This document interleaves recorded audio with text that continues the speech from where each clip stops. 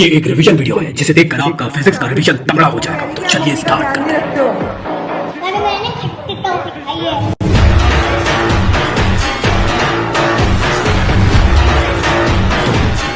मैं कुछ भी कर सकता हूँ।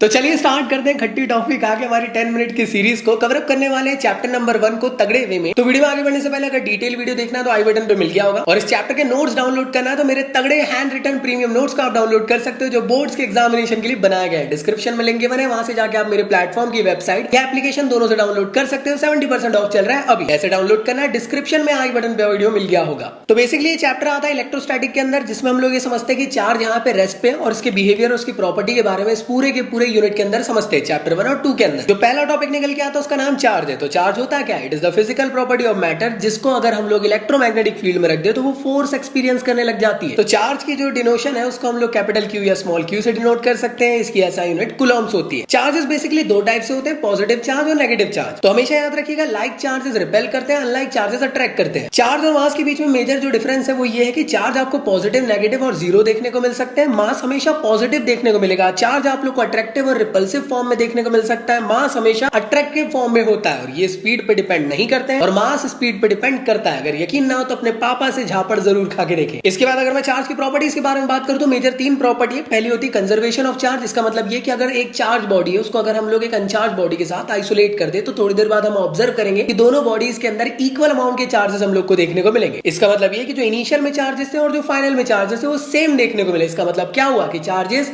कंजर्व हो गए। अगली प्रॉपर्टी बताती है क्वांटाइजेशन ऑफ चार्ज। ये बेसिकली ये बताती है कि चार्जेस किस फॉर्म में आप लोग को हमेशा देखने को मिलते हैं। तो चार्जेस हमेशा एग्जिस्ट करते हैं integral multiple of fundamental charge के फॉर्म में, मतलब Q which is equal two plus minus of NE के फॉर्म में। इसके अलावा थर्ड प्रॉपर्टी होती है एडिक्टिविटी ऑफ चार्ज। मतलब कि अगर किसी सिस्टम के अंदर ढेर सारे चार्जेस प्रेजेंट है तो मैं कहूं कि इसके अंदर टोटल चार्जेस कितने प्रेजेंट है। तो एडिक्टिविटी की प्रॉपर्टी मुझे ये कहती है कि इस सिस्टम के अंदर जितने भी टोटल चार्ज है सबका एल्जेब्रिक सम कर दो तो आप लोग के पास नेट चार्ज की वैल्यू निकल जाएगी। इसके बाद नेक्स्ट टॉपिक आप लोग का आता है कूलम्ब्स लॉ। तो कूलम्ब्स लॉ बेसिकली क्या समझाता है कि दो चार्जेस के बीच में किस तरीके का इंटरेक्शन है, क्या वो अट्रैक्ट कर रहे, रिपेल कर रहे, तो उस टाइम पे फोर्स कितना लग रहा है उसके बारे में समझाने का काम कूलम्ब्स लॉ करता है। अब कूलम्ब्स लॉ क्या कहता है कि फोर्स जो है वो चार्जेस पे डिपेंड करता है। बड़े बड़े चार्ज तो बड़ा बड़ा फोर्स, और साथ ही साथ चार्ज कितने दूर है उस पर भी डिपेंड करता है। ज्यादा दूर रहेंगे तो फोर्स कम लगेगा, ज्यादा करीब रहेंगे तो फोर्स ज्यादा लगेगा। और ऑब्वियस सी बात है कूलम्ब्स लॉ होता है क्या? F which is equal to K Q1 Q2 upon R का स्क्वायर। और यहाँ K जो है कांस्टेंट है जो मीडियम पे डिपेंड करता है, और इसकी वैल्यू होती है 9 × 10⁹ जो आपके एग्जामिनेशन में बहुत काम आएगी, याद रखिएगा। और स्पेसिफिकली K की वैल्यू होती है 1/4 पाई एप्सिलॉन नॉट। इसके अलावा इनवर्स स्क्वायर लॉ याद रखिएगा, वही बेसिकली कि F जो है यहाँ पे इनवर्सली प्रोपोर्शनल होता है R स्क्वायर के, कि जितना ज्यादा चार्जेस दूर रहेंगे उतना कम फोर्स लगेगा, जितना करीब रहेंगे उतना ज्यादा लगेगा। यकीन ना हो तो एक बार लॉन्ग डिस्टेंस रिलेशनशिप में रह के देखिए। इसके अलावा कूलम्ब्स लॉ को वेक्टर फॉर्म में कुछ इस फॉर्म में लिखा जा सकता है, एग्जामिनेशन में आता है तो इसको अच्छे से प्रैक्टिस जरूर करना। प्रिंसिपल ऑफ सुपरपोजिशन ये कहता है कि ढेर सारे किसी सिस्टम के अंदर चार्जेस है तो हर चार्ज इंडिविजुअल फोर्स लगा रहा है, तो उस सिस्टम के अंदर टोटल चार्जेस कितना फोर्स लगा रहे हैं, तो वो लगा रहे हैं vector sum of all the forces जो आप लोग को देखने को मिल रहे हैं उन चार्जेस की वजह से, मतलब F1 + F2 से लेकर जितने भी फोर्सेस लग रहे हैं n नंबर तक के। इसके बाद नेक्स्ट टॉपिक होता है परमिटिविटी। परमिटिविटी किसी भी दो चार्जेस की इंटरेक्शन को अफेक्ट करने का काम करती है। इसका मतलब क्या? परमिटिविटी ज्यादा होगी तो फोर्स ऑफ इंटरेक्शन कम हो जाएगा। परमिटिविटी कम लग रही है मतलब फोर्स ऑफ इंटरेक्शन ज्यादा हो गया। परमिटिविटी कम कब लगती है? एयर मीडियम पे या वैक्यूम पे लगती है, और किसी मीडियम पे परमिटिविटी हमेशा ज्यादा होती है। और एप्सिलॉन नॉट की जो वैल्यू है हमेशा याद रखिएगा, एग्जाम में दी रहेगी तो परेशान होने की जरूरत नहीं। इसके बाद रिलेटिव परमिटिविटी होती है कि किसी मीडियम की परमिटिविटी एयर की परमिटिविटी से कितने टाइम ज्यादा है, वो आप लोग को रिलेटिव परमिटिविटी बताती है। इसके बाद आप पढ़ते हो इलेक्ट्रिक फील्ड क्या होती है। तो हर चार्ज अपने अराउंड में एक फील्ड प्रोड्यूस करता है जिसके थ्रू वो दूसरे चार्जेस को इन्फ्लुएंस कर सकता है, और ये होता क्या है? Force per unit charge. और इलेक्ट्रिक फील्ड की इंटेंसिटी कितनी होती है चार्जेस की? वो होती है KQ/R का स्क्वायर। और अगर मैं सुपरपोजिशन की बात करूं तो जितने भी सिस्टम के अंदर चार्जेस प्रेजेंट है उन सब की वजह से जो फील्ड प्रोड्यूस हो रही है वो क्या होगी? Vector sum of all the charges, जिसकी वजह से यहाँ पे इलेक्ट्रिक फील्ड प्रेजेंट हो रही है, मतलब E1 + E2 से लेकर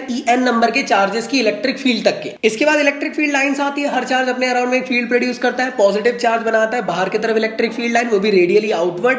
नेगेटिव बनाता है रेडियली इनवर्ड। इलेक्ट्रिक फील्ड हमेशा पॉजिटिव चार्ज से निकलती है, इंफिनिटी तक जाती है। रास्ते में अगर कोई नेगेटिव चार्ज मिल जाए तो वो वहीं पे टर्मिनेट हो जाती है। तो ये प्रॉपर्टी याद रखना, इलेक्ट्रिक फील्ड कभी क्लोज लूप नहीं बनाती है। इलेक्ट्रिक फील्ड चार्ज से हमेशा परपेंडिकुलर डायरेक्शन में होती है। इलेक्ट्रिक फील्ड कभी इंटरसेक्ट नहीं करेगी। नंबर ऑफ फील्ड लाइंस आप लोग को सब्जेक्टिव देखने को मिलती है, बट डेंसिटी आप लोग को ऑब्जेक्टिव देखने को मिलती है। इलेक्ट्रिक फील्ड हमेशा सिमेट्रिकल पैटर्न में देखने को मिलेगी। इलेक्ट्रिक फील्ड की डेंसिटी जैसे जैसे आप करीब आओगे चार्ज की उतनी ज्यादा होती, दूर जाओगे तो कम होगी। इसके अलावा आप लोग को और ढेर सारी यहाँ पे फील्ड की प्रॉपर्टीज हैं, सबको याद जरूर रखिएगा। इसके बाद नेक्स्ट टॉपिक आता है इलेक्ट्रिक डायपोल। क्या मान लो दो इक्वल है अपोजिट चार्जेस को आप लोगों ने लिए और एक स्पेसिफिक डिस्टेंस से एल डिस्टेंस उसको सेपरेट कर दी, तो एक डायपोल क्रिएट हो जाता है। और इस डायपोल की स्ट्रेंथ को मेजर करना है तो इलेक्ट्रिक डायपोल मोमेंट से मेजर किया जा सकता है। इलेक्ट्रिक डायपोल मोमेंट को हम लोग P से डिनोट करते हैं और ये होता है क्या, it is the product of charge into distance between both the charges. ये फॉर्मूला हमेशा याद होना चाहिए आप लोग को। इलेक्ट्रिक फील्ड का direction positive to negative, dipole moment का डायरेक्शन नेगेटिव टू पॉजिटिव होता है। इसके बाद कई बार आप लोग को एग्जामिनेशन में पूछा जाता है कि एक डायपोल के एक्सियल पॉइंट P पे कितनी इलेक्ट्रिक फील्ड देखने को मिलती है। तो इस पॉइंट P पे दोनों ही चार्जेस अपना इन्फ्लुएंस लगाएंगे, जिसकी वजह से नेट इलेक्ट्रिक फील्ड आपको P पॉइंट पे देखने को मिलती है। उसके लिए आप लोग को नेट इलेक्ट्रिक फील्ड के थ्रू पूरे डेरिवेशन को सॉल्व करना रहता है और फाइनली जो वैल्यू निकल के आती है वो आती है 1/4πε02p/x⁻³ ये रिस्पेक्टिव फॉर्मूला याद होना चाहिए, बहुत इंपॉर्टेंट है। इसके बाद कई बार पूछा जा सकता है कि डायपोल के एक्सियल या बाइसेक्टर या फिर इक्वेटोरियल पोजीशन में नेट इलेक्ट्रिक फील्ड की वैल्यू दोनों चार्जेस की वजह से क्या निकल के आती है, तो वो निकल के आती है 1/4πε0p/x⁻³ इसके बाद आप लोग से एक और टॉपिक पूछा जा सकता है कि अगर किसी यूनिफॉर्म इलेक्ट्रिक फील्ड में अगर आप लोग किसी डायपोल को रैंडमली एक स्पेसिफिक एंगल थीटा के साथ प्लेस कर दे तो क्या होता है। तो हमेशा याद रखिएगा यूनिफॉर्म इलेक्ट्रिक फील्ड में जैसे डायपोल को आप प्लेस करोगे तो जो डायपोल है वो रोटेट करने लग जाएगा। बेसिकली मैं कहूं तो टॉर्क प्रोड्यूस हो जाएगा। तो कितना टॉर्क प्रोड्यूस होता है उसको आप लोगों को कैलकुलेट करना पड़ता है और यहाँ पे जो टॉर्क निकल के आता है वो होता है P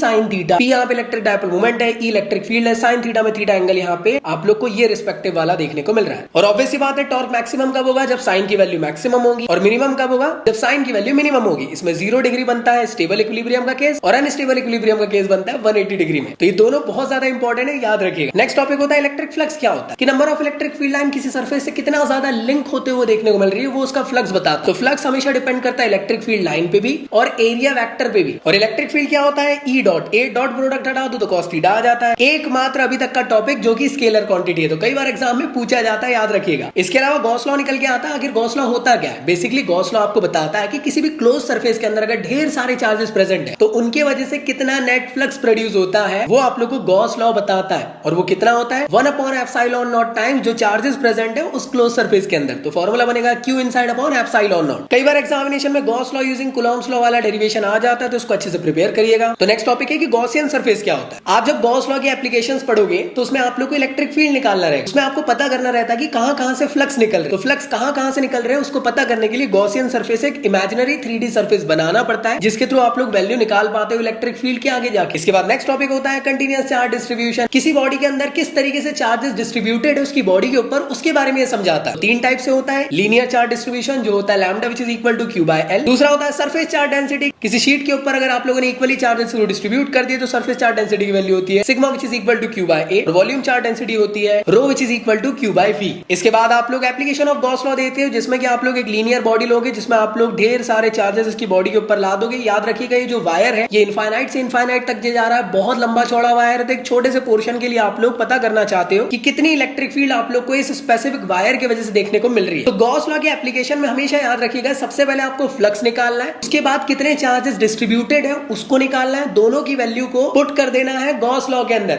जिसके जो आपकी इलेक्ट्रिक फील्ड निकल जाती है। तो हम लोगों को पता चला कि यहाँ पे 3 सरफेस है, 3 सरफेस यहाँ पे फ्लक्स निकल सकते हैं और नेट फ्लक्स की वैल्यू कुछ इतनी आई। इसमें लीनियर चार्ज डिस्ट्रीब्यूशन हो रहा होगा तो उसके थ्रू हम लोगों ने यहाँ से Q की वैल्यू निकाल दी है। फाई की वैल्यू और Q की वैल्यू निकल गई, गॉस लॉ में पुट करें। इलेक्ट्रिक फील्ड की वैल्यू आई लैम्डा अपॉन 2πr⁴0। R यहाँ पे डिपेंड कर रहा है तो मैं ये कह सकता हूँ जैसे जैसे आप वायर से दूर जाओगे वैसे वैसे इलेक्ट्रिक फील्ड की वैल्यू कम हो जाएगी। नेक्स्ट आप लोग की जो एप्लीकेशन है इसमें आप लोग को एक शीट लेना है जिसमें चार्जेस इक्वली डिस्ट्रीब्यूट कर देना है। इसकी वजह से किस तरीके से इलेक्ट्रिक फील्ड प्रोड्यूस हो रही है उसको पता करना। तो सबसे पहले आप लोग पता कर लोगे कि गॉसियन सरफेस में से कहां से फ्लक्स निकल रहे हैं, फ्लक्स की वैल्यू निकाल लोगे। फिर ये एक सरफेस है तो सरफेस चार्ज डेंसिटी से आप लोग चार्ज की वैल्यू निकाल लोगे। फ्लक्स निकल गया, चार्ज निकल गया, गॉस लॉ में पुट कर दिए और इलेक्ट्रिक फील्ड की वैल्यू निकाल ली सिग्मा अपॉन 2ε0। और इसने ये बताया कि ये R यहाँ पे इंडिपेंडेंट है। अगला आप लोग का जो लास्ट टॉपिक है वो ये है कि एक स्फेरिकल शेल जो कि कंडक्टिंग है या होलो बॉडी आपको देखने को मिल रहा है, इसकी वजह से कितनी इलेक्ट्रिक फील्ड प्रोड्यूस हो रही है। तो ये थर्ड एप्लीकेशन आप लोग की गॉस लॉ की रहने वाली है। तो इसमें आप लोग को इनसाइड और आउटसाइड में कितनी इलेक्ट्रिक फील्ड निकल के आती है वो पता करना रहता है। सेम वही है, पहले फ्लक्स निकाल लो